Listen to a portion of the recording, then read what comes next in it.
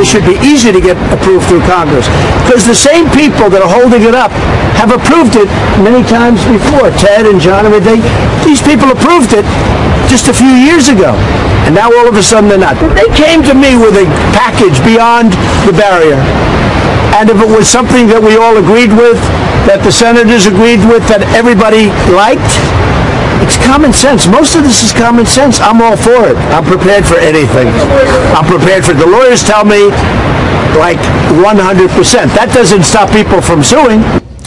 President Trump along the southern border. He'll be on Hannity later on tonight here on this channel.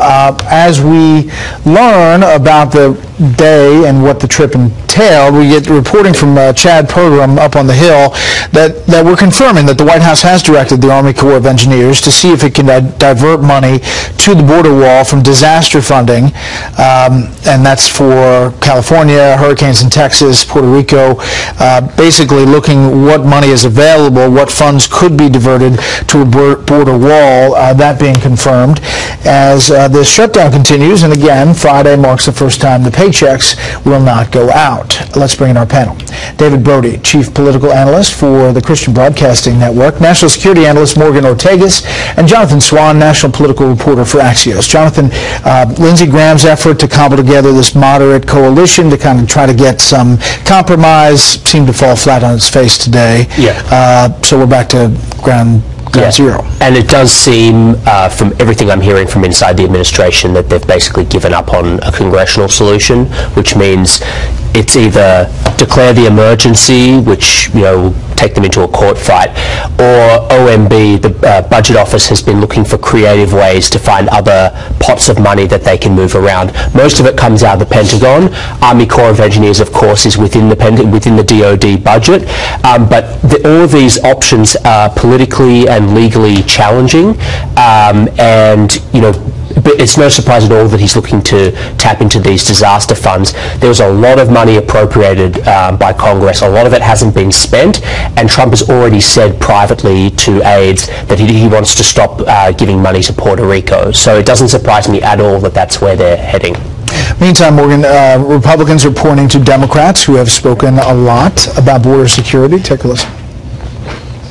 We now have an actual humanitarian crisis on the border. I voted numerous times when I was a senator to spend money to build a barrier. And I voted for the fence related to drugs. A fence will stop 20 kilos of cocaine coming through that fence. I'm deeply opposed to illegal immigration, and I call on the federal government, the president, and the immigration services to stop the inflow of illegal immigrants into this country. If we don't do it this year, if we don't do it early next year, we may not get to do it for a generation.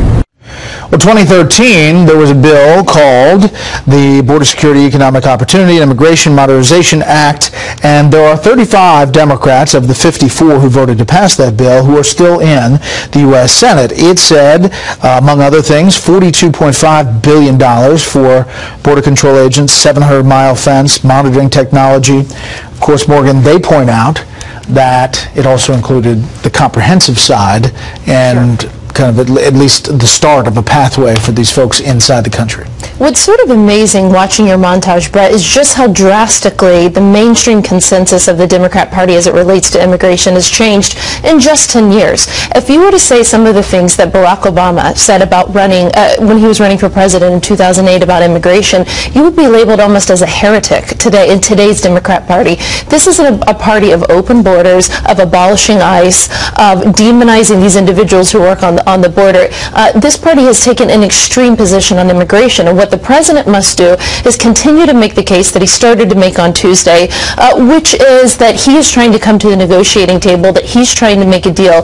If he does take the measures that Jonathan talked about, an emergency measure, he really is going to have to make the case to the American people that he has tried and exhausted every effort to make a deal. And I think it's significant that Lindsey Graham, who has worked on every compromise possible, has basically given up tonight. Yeah, David, here, are the Democrats wavering at all? Take a listen. We had a president of the United States who said he would be proud to shut down the government. Today we got 67 calls for building the wall, and 5 against. So, sounds to me like he's still pretty popular. I don't think the wall is going to solve all our problems, but it doesn't hurt anything. And there is a part of the Democratic Party that clearly is pro-border security, and they're getting those calls. Yeah, and it's a huge miscalculation by the Democrats here, Brett. I don't think there's any question about it. A lot of people are going to ding Donald Trump in the short term over this, but look at the long term. I believe this is a major disconnect that the Democrats and the liberal mainstream media have with the ordinary, average American blue-collar worker out there. I got to tell you, I think most of them want this border protected. I think people get too caught up in the wall. The wall is code for protect the border. And when they see it like that, most people will agree with Donald Trump on this. I got to tell you, and I'm telling you, in 2020, this is going to be, I think it's going to really, really help the president. Unless you're a blue-collar federal worker. Well, not many of them vote for Donald Trump, maybe in the military sort of areas. So is that the equation? I mean, Trump has said this explicitly. I mean, he said it more colorfully privately, but yeah, he sees the federal workers as Democrats. I mean, where it becomes tricky potentially for Trump is if we get problems at the airports with TSA and you start to see visible signs of chaos at the airports. I think that's when the pressure really ratchets up. But anyone who thinks he's going to back off now, I don't know what they're smoking, because he is so, what's he going to do?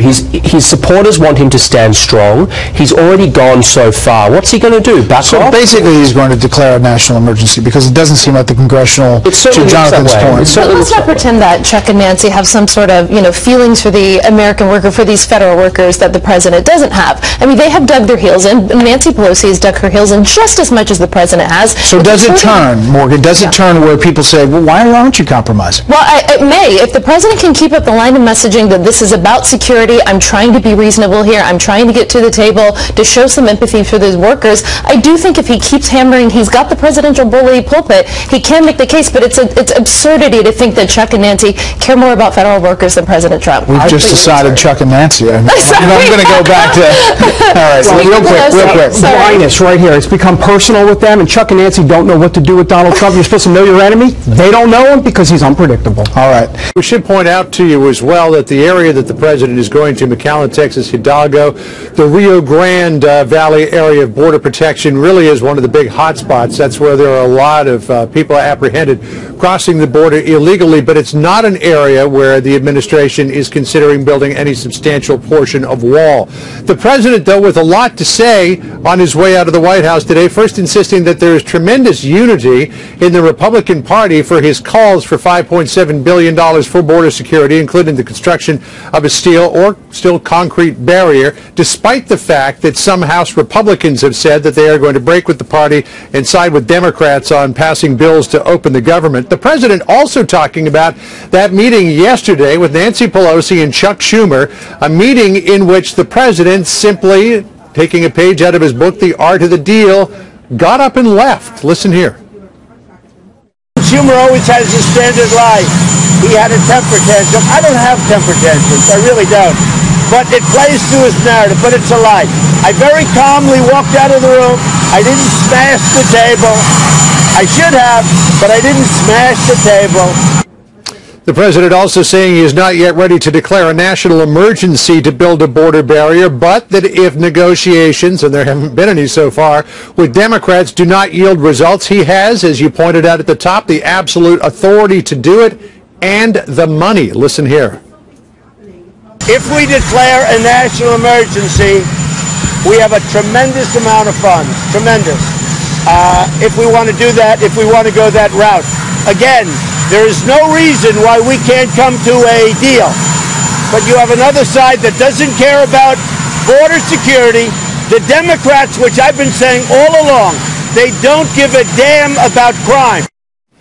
The president was also asked about some pictures in some news reports today of areas where a steel fence in California had been cut through, saying, well, if you use a steel fence, don't you run that risk? The president insisting, well, that was steel fence that was constructed during the last administration, and that his fence would be much stronger than that. The White House counsel, Pat Cipollone, is also on this trip, sparking some speculation in some circles that, well, maybe the president might be preparing to declare a national emergency.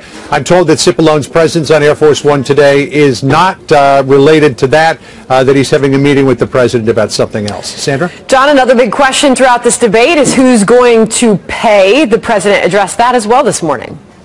He did. You know, all through the 2016 campaign, the president would do a call and response with the audience saying who's going to pay for the wall. Mexico will pay for the wall. Mexican officials have said they are not going to pay for the wall. The president says it would be paid for through benefits from the new USMCA, the new replacement for the North American Free Trade Agreement that is yet to be ratified by Congress. But the president saying this morning, look, I never said that Mexico was going to write a check for the wall. Watch this. Obviously, they're not going to write a check, but they are paying for the wall indirectly many, many times over by the really great trade deal we just made. So I never said that they would cut me a check for the wall, but here's the thing. American taxpayers, if the president gets the money, will foot the bill, at least initially. Perhaps it's the case that more money, more revenues will run into the Treasury coffers as a result of the new USMCA, should it be ratified by Congress. But at the moment, U.S. taxpayers are the ones who are on the hook for this.